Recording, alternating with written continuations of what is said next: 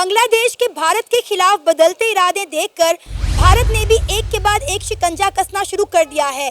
बांग्लादेश को अकल दिलाने के लिए कि भाई आप अपनी हरकतों से बाज आ जाओ, इंडिया के एक सरकारी अफसर को बांग्लादेश भेजा गया, लेकिन बांग्लादेश को फिर भी अकल नहीं आई। तो लिहाजा इंडिया ने खाने पीने की जो अशिया जो इंडिया से बांग्लादेश एक्सपोर्ट की जाती थी, उनके एक्सपोर्ट पर रोक लगा दी। जैसे ही इंडिया ने खाने पीने की चीज़ों की एक्सपोर्ट पर रोक लगाई, हम देख रहे हैं कि बांग्लादेश के अंदर फूड क्राइसिस हद से ज़्यादा बढ़ चुके हैं। यहाँ तक कि बांग्लादेश के जो स्मगलर हैं वो इंडिया के ही बॉर्डर पर चोरी छुपे गोल्ड बेचकर अपने मुल्क में खाने पीने की अशिया लाने पर मजबूर हो चुके हैं।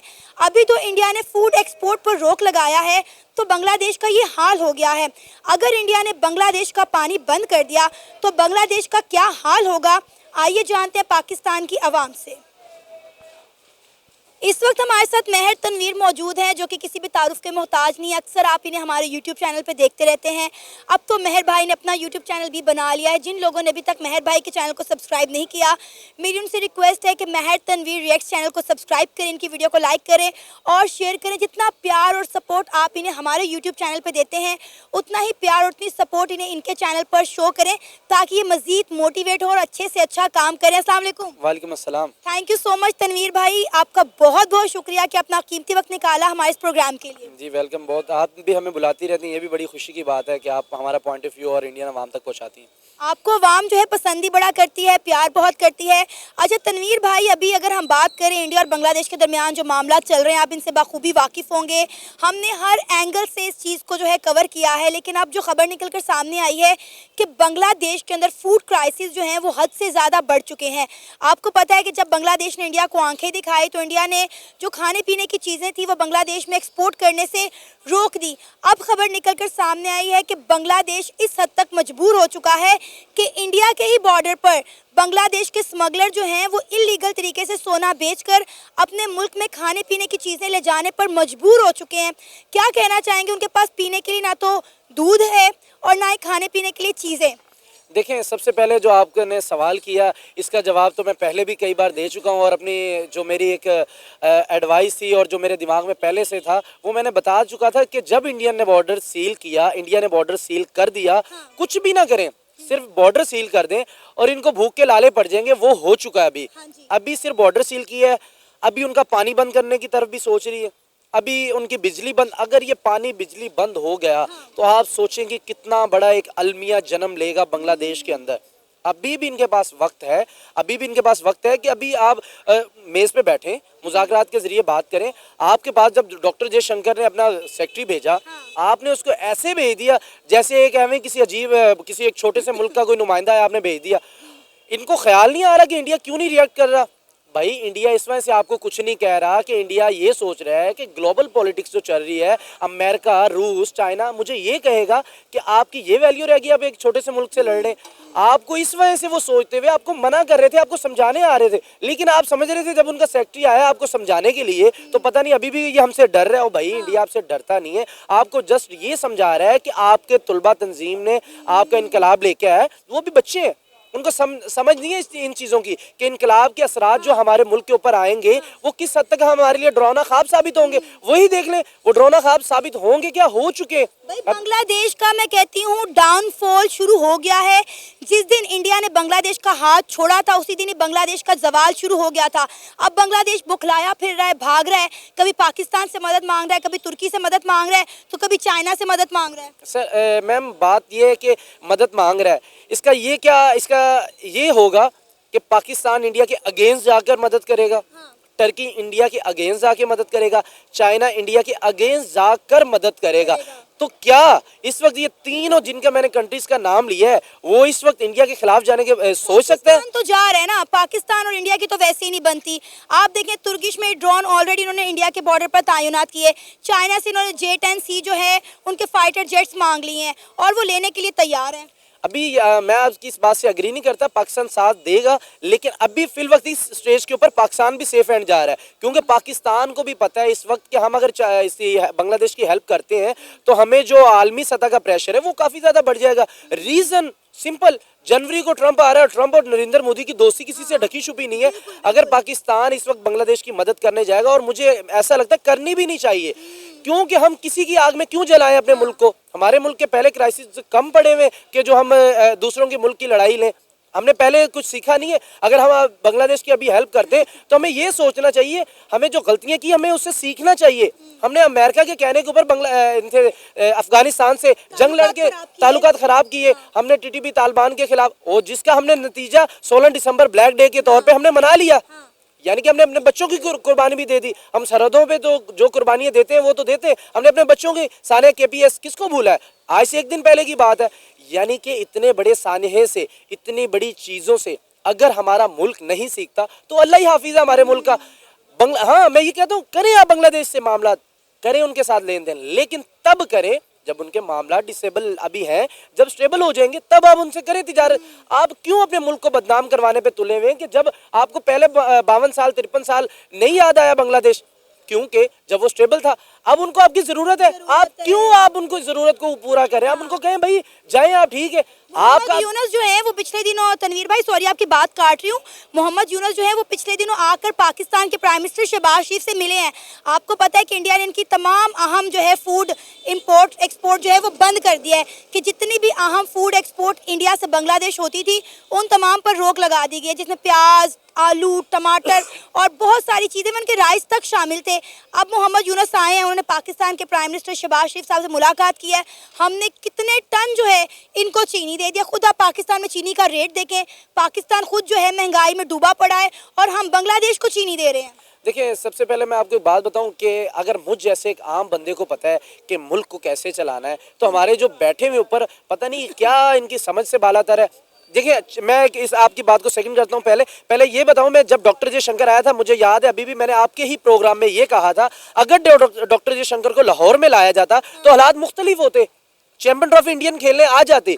इस बात का ये मतलब आज उस पर मैं ये आर्गुमेंट देना चाहता हूँ कि देखें इंडिया नहीं आ रही, हमारे मुल्क से चली गई।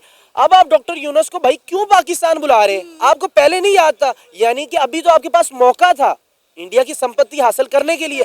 अब आप उनके साथ तिजारत करें। यार, हमारा दुश्मन थोड़ी है इंडिया। क्यों हमें ये सिलेबस पढ़ाए जाते हैं हमारा दुश्मन, हमारा दुश्मन? हम इसी चक्रों में लगे हुए, वो हमारा दुश्मन, वो कहाँ से कहाँ निकलता जा रहा है और हम अपने नौजवानों को यहाँ पे जलील और रुस्वा कर रहे हैं। ना हम नौकरियों में, ना हम आईटी में। हम आईटी में कहते हैं हमने आईटी नवाज शरीफ बना दी। और यार खुदा के बंदे, अभी मैं आपके सामने ऑन एयर भी एक फाइल डाउनलोड करना चाहूँ ना, वो भी नहीं हो पाएगी। तो क्यों आप उनकी बुरी चीज़ों को देखते हैं, आप अच्छी चीज़ों को भी नोट करें। क्यों अवाम के ज़हनों के अंदर गंद घोला गया? अभी भी यही कर रहा है पाकिस्तान। हमारे सॉरी टू से पर कहना पड़ता है कि अभी आपने क्यों यूनुस को बुलाया? भाई इसको बोले अपने मुल्क में बैठो। 53 साल आपको याद नहीं आई हमारी, अभी याद आनी थी जब इंडिया ने आपको ठुठा करा दिया। तो ये बात है, हमारे सियासतदानों को कहीं ना कहीं अकल से काम लेना चाहिए। टर्की जैसा मुल्क उनको जवाब दे रहा है, चाइना जवाब दे दिया है, तो भाई हमारे पास तो पल्ले हम नहीं, हमारे पास पहले कुछ। और चाइना भी कभी भी नहीं जाएगा। आपको पता है अच्छे से, लद्दाख पर उनके मामला दुरुस्त नहीं, लेकिन वो एक साइड पे उनकी इकॉनमी, उनकी तिजारत वो चल रही है, ट्रेड उनकी नहीं बंद हुई किसी भी हाल में। अभी भी मैं आपको ऑन एयर बता रहा हूँ, इंडियन अवाम चाइनीज जो चीजें उसका बड़ा कम यूज उन्होंने कर दिया है, बहुत कम यूज कर रहे हैं वो। आप जरूर कमेंट्स में बताइएगा ये बात सही कर रहा हूँ कि गलत कर रहा हूँ। उन्होंने जो चाइनीज की प्रोडक्ट है वो किसी भी ABCZ कुछ भी है, बड़ी महदूद मिकदार में वो यूज कर रहे हैं। रीजन वो कह रहे हैं हम अपने मुल्क को प्रायोरिटी देंगे, हमारे मुल्क की जो चीजें बनेंगी हम उसको यूज करेंगे। यानी कि चाइना क्या चाहेगा कि उसकी जो चीजें इतनी ज्यादा इंडिया के अंदर सेल हो रही, 150 करोड़ की आबादी है, वो यूज करना बंद कर देगी तो चाहे जितनी मर्जी बड़ी इकोनॉमी है, चाइना कहीं ना कहीं उसको डाउनफॉल पड़ेगा। जैसे आपको याद होगा कि पिछले कुछ दिन पहले रशिया के अंदर जब ब्रिक्स मीटिंग हुई तो चाइना और इंडिया ने मिलकर ये डिसाइड किया था कि अगर हमने ग्लोबल पीस कायम करना है तो हमें आपस में पीस कायम करना पड़ेगा। और आपको शायद याद हो कि दिवाली के त्यौहार पर दोनों आर्मियों ने अपनी जो फौजें थी वो LAC से पीछे हटा ली थी और दिवाली के जो तोहफे तहाइफ थे, मिठाई थी, वो एक दूसरे को जो है वो बांटी गई थी। तो अब जब एक तरफ इंडिया और चाइना मिलके जो है वो ग्लोबल पीस के लिए हाथ मिला रहे हैं, तो मेरा ख्याल है चाइना यहाँ पे बांग्लादेश का साथ दे के बेवकूफ़ी करेगा। नहीं, मेरा नहीं ख्याल कि चाइना इतनी बड़ी बेवकूफ़ी करेगा। क्योंकि रीजन आप ब्रिक्स की बात कर रही हैं, वो उन्होंने करेंसी का भी तो कह दिया है। यानी कि आप एक साइड पे एक मुल्क के साथ मिलेंगे और इसका क्या मतलब होगा, तीनों मुल्क के मफादात मुश्तरका तौर पे होंगे, बराबरी की सतह पर होंगे। तो चाइना इसी चक्रों में, अजीत दोवल आज की फ्लाइट से शाम 6 बजे की, अब जब हम प्रोग्राम रिकॉर्ड करें इससे 1 घंटा पहले चाइना पहुंच चुके हैं। वो चाइना पहुंच के यही बात करने, मेरा जहां तक जाती पॉइंट ऑफ व्यू, यही बात करने गए होंगे कि एक साइड पे आप हमारे साथ करेंसी बनाने के बारे में सोच रहे हैं, एक दफ़ा आप 3 मुल्कों का ग्रुप बनाने के बारे में सोच रहे हैं, और तीसरी दफ़ा आप अपना बांग्लादेश के साथ आप स्टैंड करेंगे, तो मेरा नहीं ख्याल कि चाइना स्टैंड करेगा बांग्लादेश के साथ। अब बांग्लादेश को मसला ये पड़ गया है, वो कहते हैं भूखे तो हम हो गए हैं, अब खुद भी मरेंगे, तुम्हें भी साथ लेके मरेंगे। वो म्यांमार चढ़ाई कर रहा है, म्यांमार 271 किलोमीटर के बॉर्डर पर बांग्लादेश उन्होंने कब्जा कर लिया। भाई ये देखे ना कि जब तक इंडिया की सपोर्ट थी बांग्लादेश की तरफ किसी ने मैली आंख से नहीं देखा। जैसे इनके मामला इंडिया के साथ खराब हुए, आप देखें कि इनका ही नेबर कंट्री म्यांमार ने 271 किलोमीटर के बॉर्डर पर कब्जा कर लिया। ये हाथ पे हाथ रख के बैठे हैं, इंडिया के बॉर्डर पर ड्रोन लगा रहे हैं, इंडिया को जो है धमकियां दे रहे हैं कि हम ये कर देंगे, हम वो कर देंगे। अभी सिर्फ इंडिया ने इनकी एक्सपोर्ट रोकी है तो उन्हें खाने के लाले पड़ गए हैं। बात यह है कि जो आप 271 किलोमीटर की बात कर रही है ना, वो कोई म्यांमार की फौजें नहीं है। मैं ये वसूख के साथ कहता हूँ, वो कोई फौजें वगैरह नहीं है, वो इनके 5-5, 10-10 हज़ार की ना टोलियाँ हैं। वो ऐसे है जैसे कि कोई तंजीम होती है, जैसे हमारे कच्चे के डाकू हैं, वो एक तंजीम के तहत वो किसी की नहीं सुनते। उनके घर में अगर 5 बच्चे हैं तो वो पैदा होते ही असला उनके हाथों में पकड़ा दिया जाता है। जैसे वो 5-6 साल के हो गए उनको पकड़ा दिया, यानी कि उनको मरने डरने का कोई खौफ नहीं है। वो तो 2008 से पहले उनकी इंडिया के साथ बहुत अच्छी मामला थे म्यांमार के उन चंद एक तंजीमों के। लेकिन जैसे नरेंद्र मोदी आया, उसने शेख हसीना वाजिद को सपोर्ट करना शुरू किया, तो उनको अपने मफादात और बांग्लादेश के मफादात में ये लग रहा था ये आड़े आ रहे, उन्होंने उनको साइड पे कर दिया। लेकिन जैसे ही अब देखिए, सियासत का यही तो होता है सियासतदान का काम। जैसे ही बांग्लादेश के साथ हालात खराब हुए तो नरेंद्र मोदी ने एक भीख के तौर पर 2000 मैट्रिक टन चावल म्यांमार को दे दिए और वो नमक हलाली पे उतर आए। अब म्यांमार को क्या चाहिए कि इंडिया जैसी इकोनॉमी कहे कि आओ भाई हम आपको चावल भी देते। अब म्यांमार का यहाँ पर ये सोचना है कि भाई बांग्लादेश से होगी दूरियां, अब हम इनसे करीबियां बढ़ाने शुरू कर दें। अब इंडिया को वो कैसे खुश कर सकता है? बांग्लादेश को नुकसान पहुंचा के। अब इंडिया भी इतना नहीं है कि उनको ना आइडिया हो कि हम म्यांमार के साथ अगर करेंगे, उनको सपोर्ट करेंगे तो इन्होंने हिट करना ही करना है। तो यानी कि कहीं ना कहीं इंडिया एक सेफ हैंड जा रहा है, अपने आप को सेफ हैंड लेके जा रहा है कि आप म्यांमार को खाने पीने को दें, उनको बोलें भाई आप ताकत बनाएं और आ जाए मैदान में। हम नहीं आएंगे क्योंकि हमारा नाम आ जाएगा। रूस और चाइना और अमेरिका हमें कहेंगे कि छोटे से मुल्क के साथ आप लड़ाई कर रहे हैं तो आप बड़ी इकोनॉमी के हकदार नहीं है कहलाने के। तनवीर सर, अभी तो इंडिया ने सिर्फ खाने पीने की एक्सपोर्ट पर जो है वो पाबंदी लगाई है। आपको ये खबर पता होगी कि ऑटो पार्ट्स की इतनी कंपनी है, उन्होंने भी फैसला किया कि हम 1 महीने तक कोई भी ऑटो पार्ट जो है वो बांग्लादेश को एक्सपोर्ट नहीं करेंगे। इसी के साथ आप देखें कि 20,000 इंडियन एक्सपोर्टर ने भी ये फैसला किया है कि हम जो है अभी वक्ती तौर पे जितनी शिपमेंट जो बांग्लादेश को एक्सपोर्ट होनी थी हम वो रोक रहे हैं, क्योंकि बांग्लादेश के पास पैसे नहीं है कि वो उन शिपमेंट्स की पेमेंट कर सके। और इंडिया ने हमेशा उन शिपमेंट्स की पेमेंट करने में भी बांग्लादेश के लिए आसानियाँ पैदा की हैं। जी देखें, बिल्कुल मैं आपको बड़े वसूख के साथ ये बात कह सकता हूँ कि जितनी भी शिपमेंट आती थी ना बांग्लादेश में, वो बिजनेसमैनों को पे करते थे नरेंद्र मोदी अपनी वजीर खजाना के जरिए। यानी कि वो हुकूमत वहाँ डायरेक्टली किसी से बिजनेस नहीं किया, ये वो उनके थ्रू आता था पैसा। यानी कि इंडिया से माल गया और उनके बिजनेसमैनों को पेमेंट हो जाती। वो नरेंद्र मोदी कहते थे आप माल भेजें भाई, मैं आपको पैसे दे रहा हूँ, आप छोड़ दें, बांग्लादेश जो भी कर रहा है करने दो। बांग्लादेश को भी तिजारत का पता ही नहीं है। और दूसरी बात आपकी, तो मैंने तो अपना इस पे ऑलरेडी एक प्रोग्राम कर दिया है कि जो ऑटो सप्लाई बंद हुई, मैंने तो गधा गाड़ियाँ बता दी कि आप भाई गधा गाड़ियों की तरफ जा रहे हैं। क्योंकि जाहिर बात है ऑटो पार्ट्स नहीं जब आएंगे, जब गाड़ी का एक पिस्टन खराब होता है, उनकी कुछ ब्रेकें खराब होती हैं, कुछ प्लेट्स खराब होती हैं, जब तक वो न्यू नहीं डलेंगी तो मे बी वो गाड़ी डेड है। एक छोटा सा भी फॉल्ट अगर आपको कोई स्पेयर पार्ट चाहिए वो नहीं मिलेगा तो आपकी गाड़ी कैसे चलेगी? यानी कि अब आप अपनी गाड़ियों को भी नुकसान पहुंचाने जा रहे हैं। पेट्रोल की तो वैसे किल्लत है। तो मेरा ख्याल है कि कहीं ना कहीं एहसान किया है इंडिया ने स्पेयर पार्ट बंद करके, क्योंकि अगर वो बंद ना करते तो गाड़ियों को कहाँ पानी डाल के चलाना था, क्योंकि पेट्रोल की भी किल्लत पड़ती जा रही है। अब यहाँ पर जो सबसे मेन एक रोल अदा कर रहे हैं वो अडानी कर रहे हैं। आया कि वो क्या सोचने जा रहे हैं कि $854 बिलियन अब कन्वर्ट होके 1260 आई थिंक 63 या आई थिंक 60 $1263 मिलियन पे चली गई। यानी कि वो अपने पैसों को बढ़ाना चाह रहे हैं या मे बी क्या करना चाह रहे हैं। उनके मुआहदे का मैंने काफ़ी रिसर्च किया, मुझे समझ नहीं आई कि उनके मुआहदा किस तरह का हुआ है। मे बी कि आप किसी चीज़ को आपने गिरवी रखवाया हुआ है, मैंने काफ़ी रिसर्च किया, मुझे नहीं मिला। लेकिन अगर अडानी के पैसे दिन ब दिन बढ़ते गए तो बांग्लादेश के लिए एक और बहुत बड़ी प्रॉब्लम होगी। और इंडिया के अंदर एक इस तरह का ग्रुप भी है जो कह रहा है कि भाई क्यों बंद करें हम सप्लाई, दें इनको सप्लाई। अच्छा, इनको जितना चाहिए माल दे, इनको खाने के लिए दे, इनको पीने के लिए दे। क्या वजह है? हाँ, रीजन बड़ी सिंपल है। वो कह रहे हैं उसके एवज इनसे कुछ सिक्योरिटी के तौर पे लिया जाए, मे बी उनके कुछ एयरपोर्ट्स वगैरह, कुछ उनकी जो जमीनी मामलात हैं क्योंकि उसके अलावा तो है कुछ नहीं। यानी कि कुछ बिजनेसमैन ये कह रहे हैं कि हम पूरे बांग्लादेश को अपने गिरवी रखेंगे, ना पैसे देंगे, हम कब्जा कर लेंगे, हम आलमी के अदालत में केस करेंगे, बांग्लादेश के लेने के देने पड़ जाएंगे। अच्छा, बहुत सारे पाकिस्तानी ऐसे हैं तनवीर भाई जो बांग्लादेश को सपोर्ट कर रहे हैं। वो कह रहे हैं बांग्लादेश में जो सियासी इनकलाब आया है वो बिल्कुल ठीक आया है और बांग्लादेश बिल्कुल ठीक कर रहा है जो कुछ इंडिया के साथ कर रहा है। देखिए, अगर तो मैं पाकिस्तानियों से ये पूछूं, क्योंकि हमारे जो बड़े थे, अगर वो बता दें कि 1971 में क्या हुआ है, तो अगर उसके बाद भी सारा कुछ करने के लिए तैयार है, तो फिर तो मुझे एज ए नेशन बड़ा अफसोस होगा और शर्म होगी अपने आप पर भी। देखिए, अगर आप ये कहते हैं कि जुल्फकार अली भुट्टो ने अलग किया, तो भाई कर तो दिया ना, हम तुम उधर के हम इधर के, हमारे बड़ों ने फैसला कर दिया ना। तो अब वो जब साइड पे हो गए तो हम क्यों उनके सपोर्ट के बारे में सोच रहे हैं और क्यों सोच रहे हैं कि हम उनके साथ खड़े होंगे?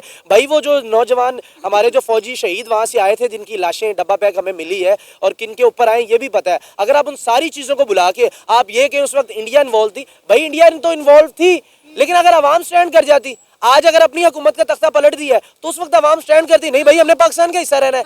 यानी कि उस वक्त आपका मफाद, आपके जो मफाद थे वो इस तरह थे कि आप उधर चले गए। बांग्लादेश आपने जितना यूज करना था इंडिया को किया और इंडिया भी यूज होता चला गया इनसे 53 साल। लेकिन अब जब इंडिया ये कह रहा है कि भाई कि अपने मामलात अपने दुरुस्त करो, अभी वो देखिए शेख हसीना वाजिद चली गई, लेकिन फिर भी आप मुझे एक भी कोई ऑफिशियल बयान उनका दिखा दे इंडिया का कि हम आपके साथ तिजारत नहीं करना चाह रहे। अभी इस एक महीने से पहले की बात कर रहा हूँ, यानी कि 5 अगस्त से आप लगा ले अक्टूबर तक कोई भी उनका एक बयान आया नहीं आया। वो ये चाह रहे थे कि भाई इनका इनकलाब आ गया, अपने मुल्क में आ गया, हमारे मंदिरों को डिमोलिश ना किया जाए, हमारे परचम को ना जलाया जाए। तो आप इसके अलावा जो आप करें आपका अपना फैसला है। यानी कि फिर भी डॉक्टर जयशंकर ने ऑफिशियल एक बयान दिया कि आपका अपना आईनी हक था, इनकलाब लाना था, आप ले, आप हुकूमत एक बनाए, आप इलेक्शन करवाएं, हम उसके साथ भी तिजारत करने को तैयार हैं। यानी कि उन्होंने शेख हसीना वाजिद को जरूर किया। अगर उसकी जगह पे कोई और होता जो उनके साथ तिजारत करना चाहता तो इंडिया उसके साथ भी करता। बड़ा सिंपल सा एक लॉजिक है। आप उनके मुल्क को भाई क्यों हिट कर रहे हैं? आप कहें भाई आए आप करें बिजनेस, उससे इंडियन अपने साथ आवाम तो नहीं लेके आता कि हम यहाँ आपको फैक्ट्री में काम किन लोगों ने कंपनियों में करना था? बांग्लादेशियों ने करना था।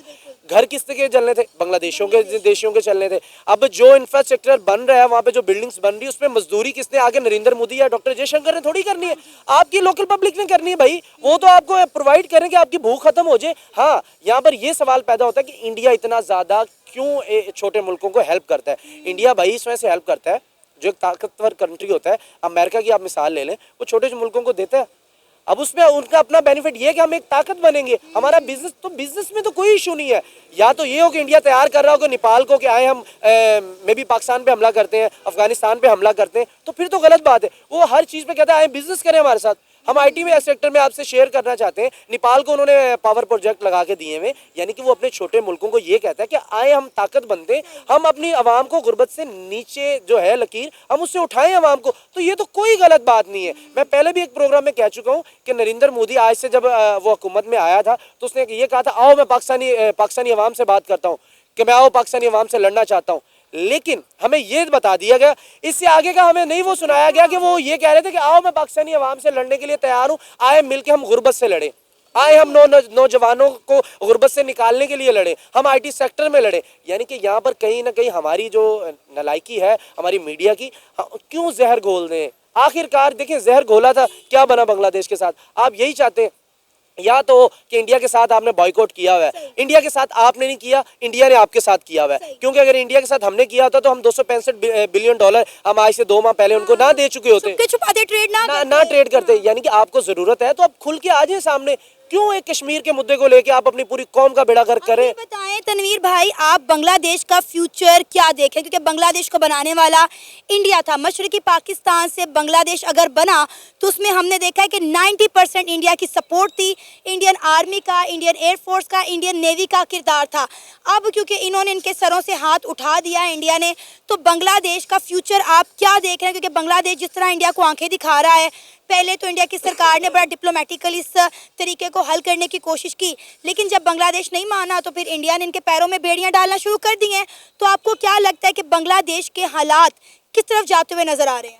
देखिए बांग्लादेश का फ्यूचर तो किसी से ढका छुपा नहीं है कि एक छोटा सा मुल्क म्यांमार आपके बॉर्डर पे 271 किलोमीटर पे चढ़ाई कर ली उन्होंने, यानी कि टोटल आपका 1650 किलोमीटर का बॉर्डर बनता है। उसमें से अगर देखा जाए तो 20% तो एक छोटे से एक म्यांमार ने आपसे ले लिया, अभी वो इससे भी आगे बढ़ना चाहेंगे। यानी कि फ्यूचर तो कोई भी नहीं अभी फिल वक्त, अभी आपका स्ट्रगल है 10 से 15 साल। अगर आप अपनी पॉलिसी को बेहतर बनाते हैं, अगर आप अपनी पॉलिसी को आगे लेके चलते हैं कि ठीक है जी हमने इनकलाब लिया है, हाँ मे भी हमसे गलती होगी, हमारे नौजवानों ने गलती की, इंडियन परचम जलाया, अगर इंडिया में मामला हमारे खराब हुए तो अब उनको रिजॉल्व करने की तरफ आए, ना कि आप मजीद खराबी की तरफ आए। आपका सेक्रेटरी आ रहा है वो कहता है जी हम ये शर्त, और भाई आपकी औकात नहीं है अभी शर्तें रखने की, आपकी औकात ये है कि अभी आप मुज़ाकरात के गोल मेज पे बैठे और मामलात को जो है वो जो सारे खराब हुए पड़े उनको हल करने की कोशिश करें। आप आगे से अपनी शर्तें रख रहे हैं, आपके पास है क्या जो आप शर्त रखें? पानी आपका वो दे रहे हैं, आपको वो बंद कर देंगे? अल्लाह ताला देता है सबको, क्या क्योंकि नीचे अक्सर कमेंट में आता है यार ये क्या कह रहा है, पानी अल्लाह नहीं देना है, अल्लाह ने पानी जमीन में लगा दिया है, हम यहाँ पे मोटर लगा के पानी जमीन से निकाल रहे हैं। इसी तरह इंडिया के